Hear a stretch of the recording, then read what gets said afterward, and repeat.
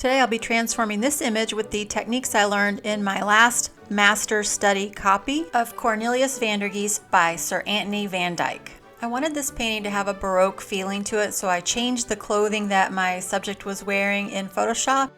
Next, I decided I wanted a direct gaze, so I moved the eye position in Photoshop. You can see here how I do that.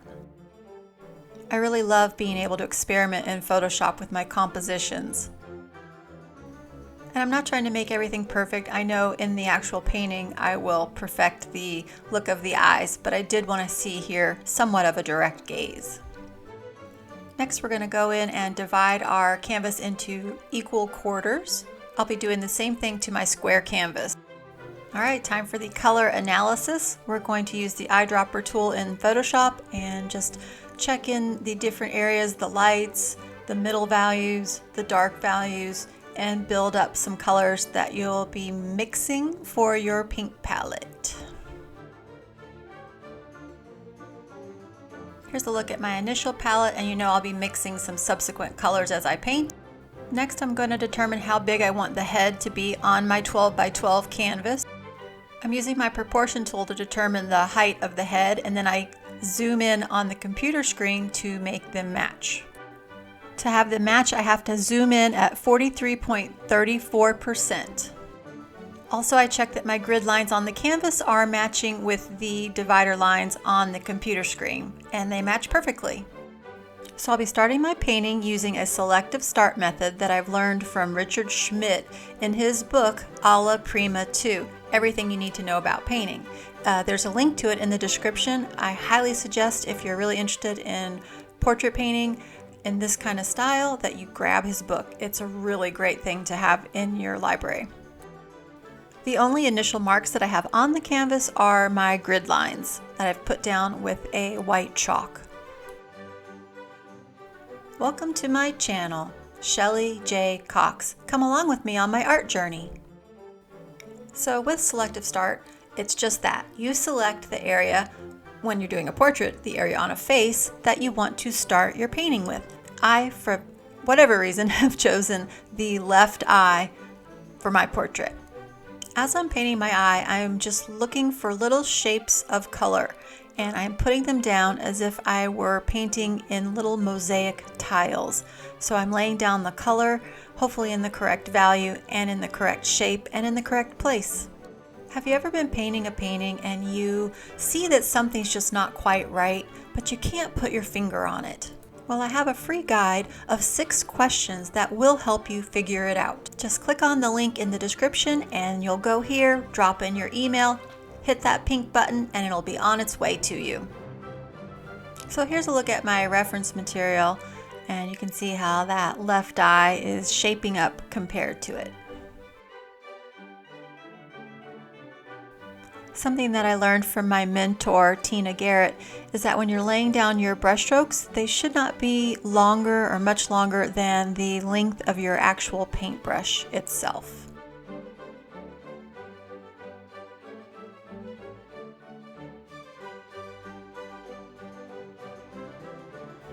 Something else that I've learned along the way is how important it is to get the eyebrows correct. It really does make a difference in capturing someone's likeness. The eyebrows must be spot on.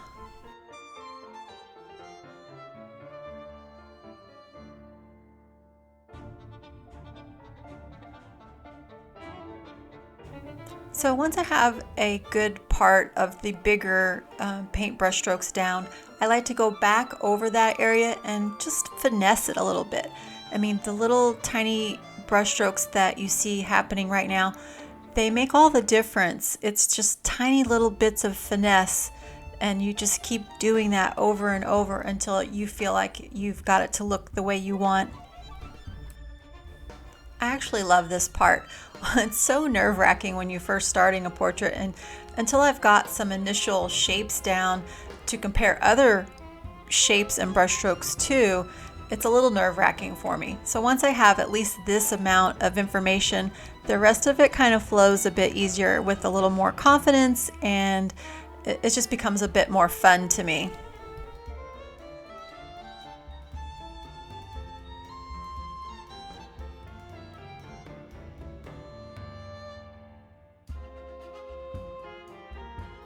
Also, it's good to know that this left side of the face is the lighter side of the portrait. The shadows are going to fall in on the opposite side.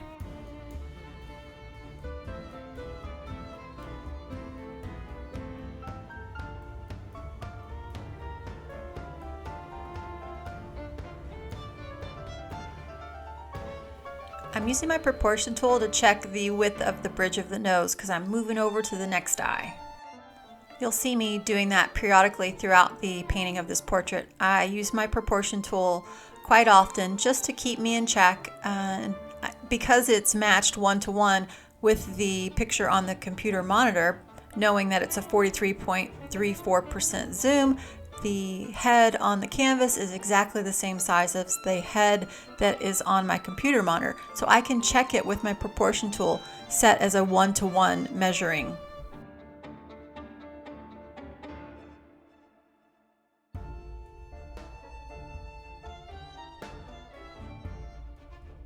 So this eye is not getting as much light as the left eye, so you're going to see that it's going to be painted in a bit darker.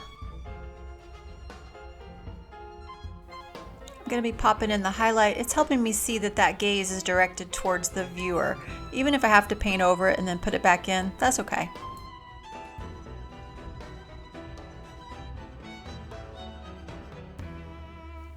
Here's another proportion tool check. I don't want the width of that second eye to get away from me. If you feel like your drawing skills aren't that strong, or maybe you have a complicated composition, it's really helpful to go ahead and start with an underpainting, a grisaille, in a 1 or 2 color. And if you really don't want to think about your drawing at all, just go ahead and trace your image onto the canvas, and then all you have to do is focus on your painting technique. If you're getting some value out of this video, please hit that thumbs up button. And be sure to subscribe if you want to come along with me on my art journey. Ring the bell and I'll notify you of when I put up a new video, which is typically every Saturday morning Eastern Standard Time.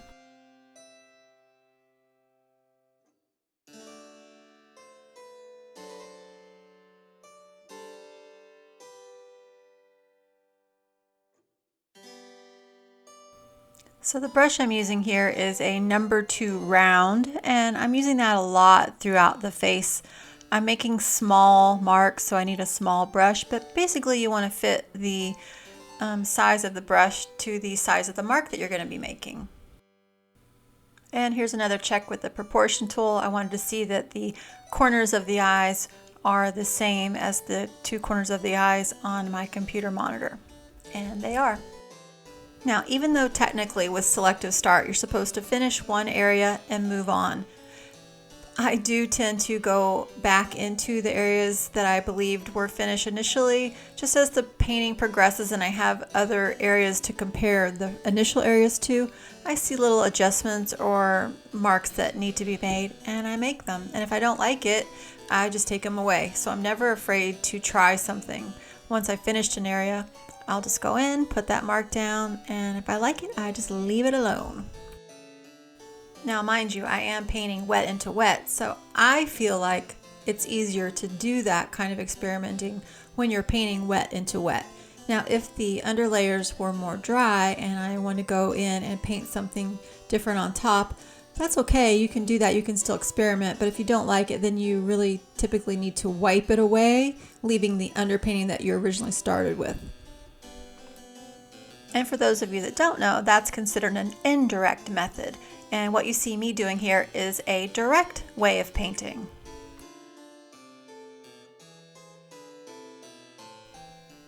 When you're painting your eyes, it's helpful to bring some of the flesh tone up high where the eyebrows are going to land. And then as you're painting the eyebrows, you're putting them on top of the flesh. That'll give it a nice realistic feel.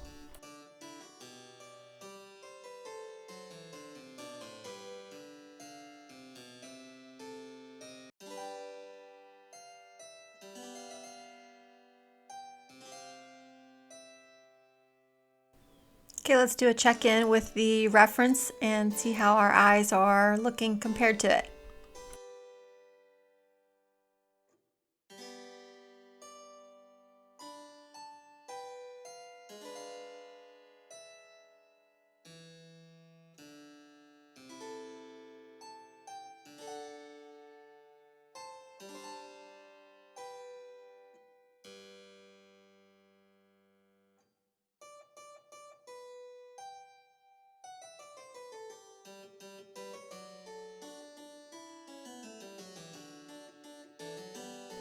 You can see how I'm making small marks using a small brush, moving to a bigger mark, a little bit bigger brush.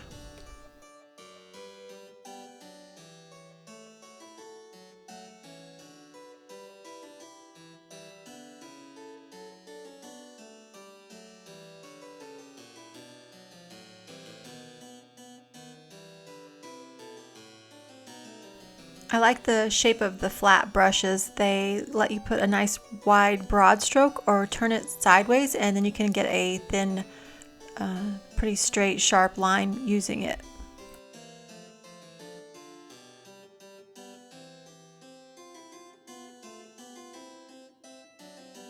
Don't want the length of the nose to get away from me. Doing a quick check. Just a reminder that my zoom is still set to the 43.34%, so it is exactly the same size on my computer monitor as what I am painting on my canvas.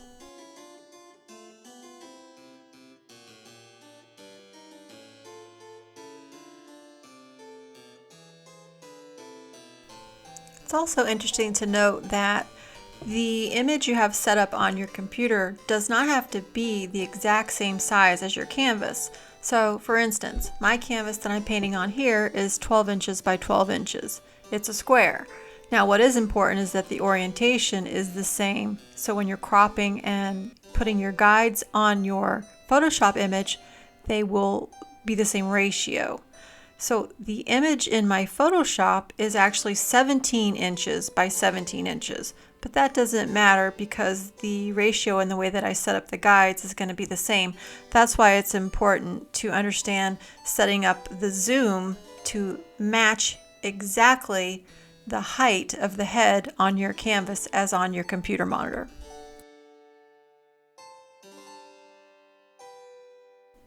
Now I leave my images large like that, so when I'm zooming in I have good detail to look at. So as I'm painting, I don't leave it in the 43.34% zoom the whole time.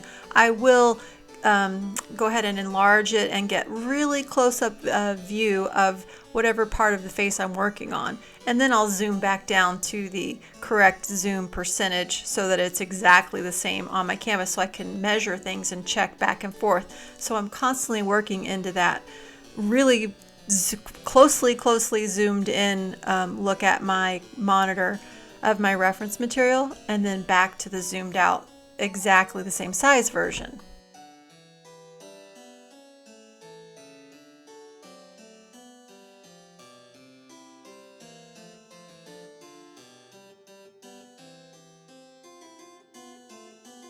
So here's a cute story on how I got this image. This is my father-in-law, Guy Vandermeulen.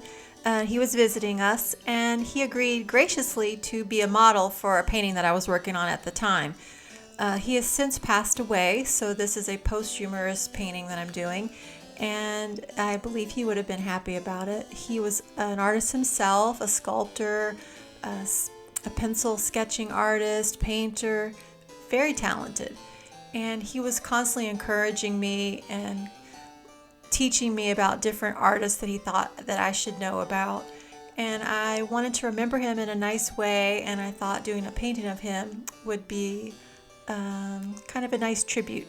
So this is a head study, and it's part of a more formal painting that I'll be doing after I finish this. And I just thought I'd let you know that's where the image started with. And it's been a lot of fun, and it's been special for me to be able to paint it. And as I mentioned in the beginning, I did the master copy following a painting by Sir Anthony van Dyck, and he was painting a Dutch gentleman, and it just so happens that my father-in-law, Guy Vandermeulen, is a Dutch, so I thought the two would have similar features and coloring. It did turn out, though, that the painting done by Van Dyck had a much warmer skin tone, and my father-in-law's skin tone was a bit more cool, had a lot of more pinks and neutrals in it. But it was nice that I did the master copy first. It did kind of set up the feeling and the mood and get me ready for this head study. And after all, isn't that the point of a master study? To learn something that, or practice something that you wanted to get better at. And skin tones and the brush marks that Sir Anthony van Dyck was making with his portrait of Cornelius Vandergeest were very helpful in getting me ready for this one.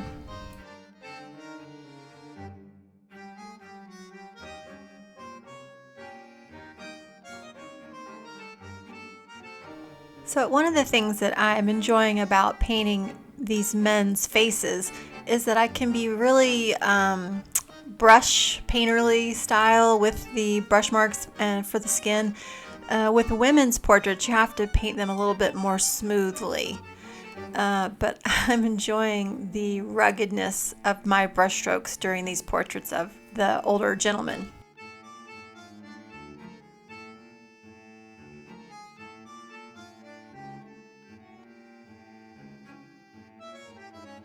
So my ear wasn't quite in the right spot, so I just realized I'm missing some sideburn, little bits of the side of the hair there. So I'll plop them in and then I'll put the ear and reposition things as I go.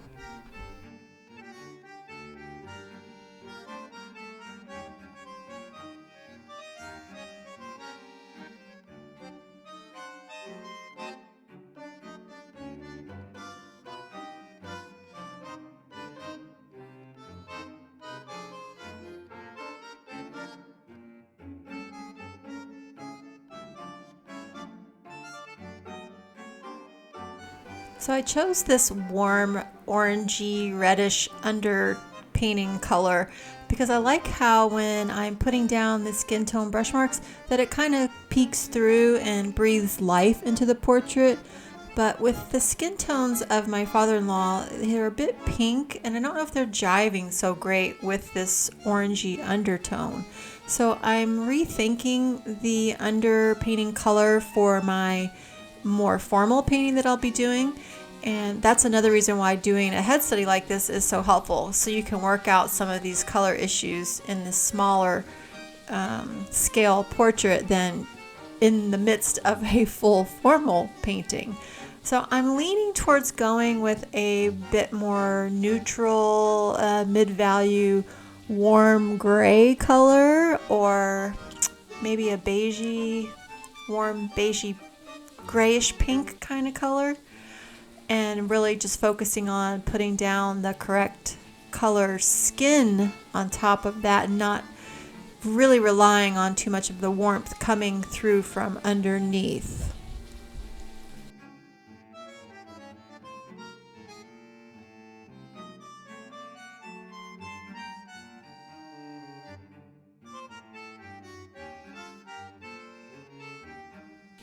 So it really helps when you're getting to put in these dark areas of the painting to read the face and the skin tones.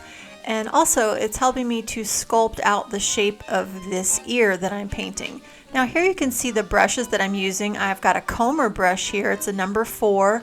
I love the little loose tips of the hair. This is my round brush. It's a number 2, and a regular flat. And these are the only 3 brushes that I use pretty much throughout the entire part of painting the face. Now when I get into the backgrounds, I'll use a little bit bigger brushes here and there.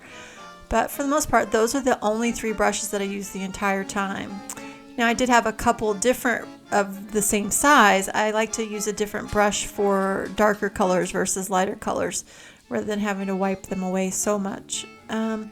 Now I'm going back over and putting more warm skin tones in because I realized it was just reading really pink to me, and I wanted to kind of tone the pinks down, and I'm doing that with some neutral beige gray skin tones and a few areas of reddish warms, especially on those cheeks.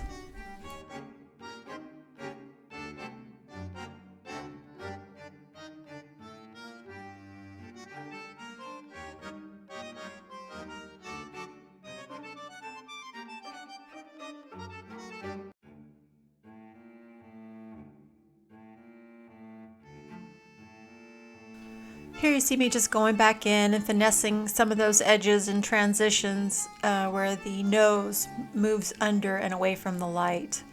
And now I'm going to put in some more little shapes of warm reddish colors to tone down that pink around the eyes and on the cheeks.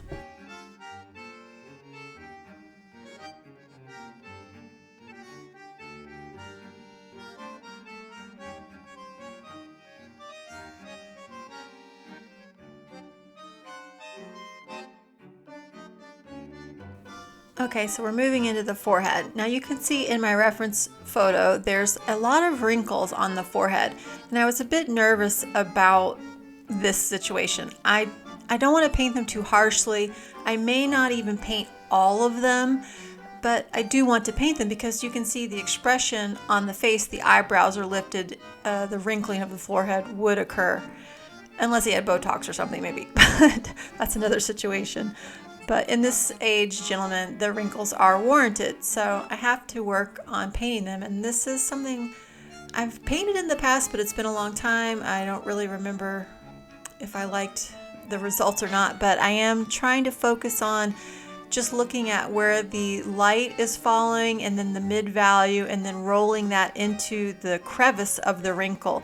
And I think if I paint those transitions correctly, it'll read nicely and it won't look like lines pulled across his forehead, which is not what I want it to look like.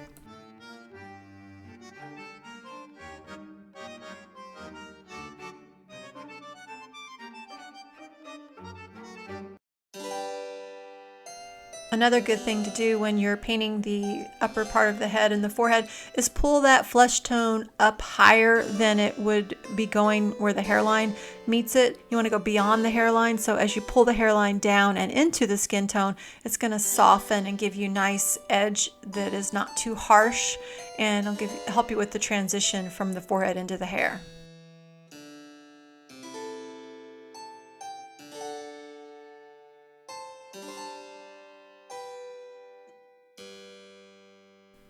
So watch how putting this darker background in really helps transform the look of the portrait. It really brings a sense of realistic feeling to it, I think. Now this is a Baroque painting and I'm kind of going in the same direction as the master copy. So he is going to have a white collar. I'm going to leave it right now open with the orange showing underneath. That's the areas where the white will go. And here's a look at my messy palette towards the end of the painting. And here it is, voila! Guy Vandermeulen, painted by Shelley J. Cox. Thanks for watching. Be sure to hit that subscribe button, and oh, don't forget to go get your free guide. I use this guide every time I paint.